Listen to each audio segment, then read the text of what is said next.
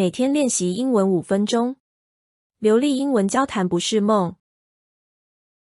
Now, let's get started. Today, let's talk about the capture of Venezuela's president.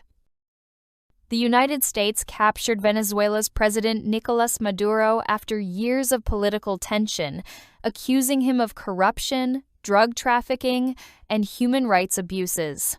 The event caused strong reactions inside Venezuela and around the world, dividing opinions about the legality and motivation of the action. Before we dive into the topic, a quick heads up. If you enjoy this, definitely like, subscribe, and share it around. Now, let's go! Hey Ben, did you catch the news about Venezuela? The US captured President Maduro last night. Yeah, I saw that on TV this morning. It's unbelievable. I didn't expect it to happen so suddenly. Same here. The news said it happened during a secret operation. Reporters said he's being flown to Washington for trial. That's huge. The U.S. says they finally arrested him for corruption and drug trafficking, but I feel there's also a political reason behind it. I agree. It's not just about crime. It's also about influence. Venezuela has a lot of oil, and the U.S. has always had a complicated relationship with the country. Exactly. But what really caught my attention was how the Venezuelan people reacted. Did you see the videos? Yes. In some cities, people went out to the streets cheering, waving national flags, and shouting things like, "Freedom at last." It looked like a celebration. Right, but not everywhere. In Caracas, some crowds were crying and angry, saying this was an invasion and that the U.S. had no right to take their president. Yeah, it shows how divided the country is. Some see Maduro as a dictator who ruined the economy, and others still see him as a hero who stood up to foreign pressure. Exactly. And the situation got even more emotional after the vice president made a speech on national TV this morning. Oh? What did she say? She called the capture illegal and a kidnapping of a sovereign leader. She said the U.S. had violated international law and that the Venezuelan people should stay strong and united. She told citizens not to obey any foreign orders and called Maduro a prisoner of empire. Wow, very strong words. It sounds like she's trying to keep people angry and loyal to the government. Yes, and she also said they won't recognize any new authorities set up by outsiders, so now there's more uncertainty about who's really in charge. That's worrying. It could cause more protests and even violence if people take sides. Yeah, I read that soldiers are on the streets, but mostly keeping calm so far. Many Venezuelans online said they just want peace and a better life, not more fighting. That's understandable. After years of inflation, food shortages, and blackouts, they must be exhausted. Exactly. Some families said on social media they're afraid of what comes next. They don't trust anyone, not the U.S., not their own politicians.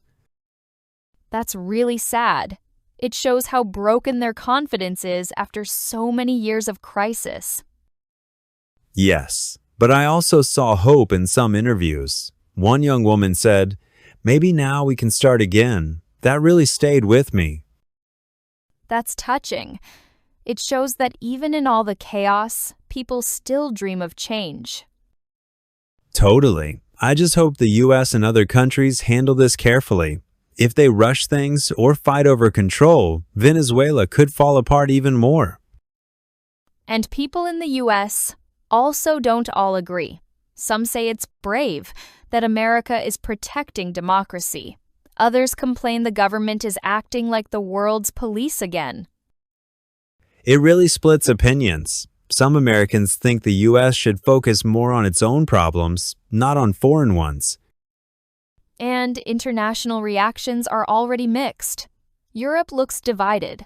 Some leaders call Maduro's capture a step toward justice, while others say it's an act of aggression. Yeah. I even saw protests in Madrid and Berlin, some in support of Maduro, others against him. It's amazing how far away people still care so much about Venezuela. It shows how global this issue is. Everyone is watching to see what happens next. Exactly. I think, in the end, the real question is, will this help Venezuelans or just turn into another power struggle? That's the big question. Let's hope it leads to something good, maybe fair elections and a chance for the country to rebuild. I hope so too. People deserve peace after all they've been through. Yeah, peace and a little dignity. That's not too much to ask. Useful phrases to memorize. 1. Catch the news. Meaning, to see or hear news on TV, radio, or online. Usage. Informal, often used when referring to noticing or hearing a recent news story. Example, Hey Ben, did you catch the news about Venezuela? 2. It's not just about. Meaning, used to show that a situation has more than one reason or side. Usage. Useful for giving a balanced or deeper opinion. Example, it's not just about crime, it's also about influence. 3. Caught my attention. Meaning, made me notice or become interested in something. Usage. Often used when something stands out in news, conversation, or visual scenes. Example, but what really caught my attention was how the Venezuelan people reacted. 4. It shows how the situation is. Meaning, used to describe what something reveals about a situation or emotion. Usage. Common for giving insight or personal reflection. Example, yeah, it shows how divided the country is. 5. Called the capture illegal. Meaning, to publicly say that an action breaks the law. Usage, often used when referring to official political criticism. Example, she called the capture illegal and a kidnapping of a sovereign leader. 6.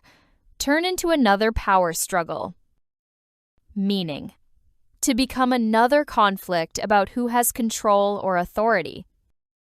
Usage, typical in discussions about politics or organizations. Example, will this help Venezuelans or just turn into another power struggle? Useful vocabulary to memorize. 1. Custody.